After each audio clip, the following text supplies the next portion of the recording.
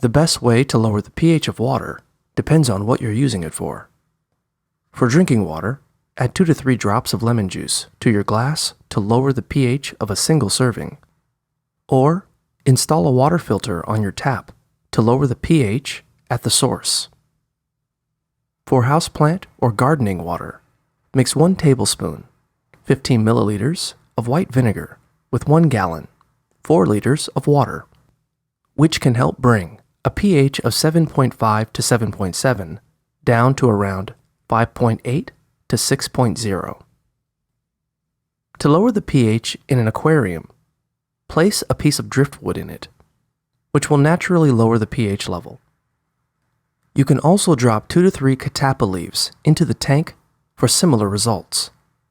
If you have a large tank, install a reverse osmosis filter, which will filter out contaminants that raise pH.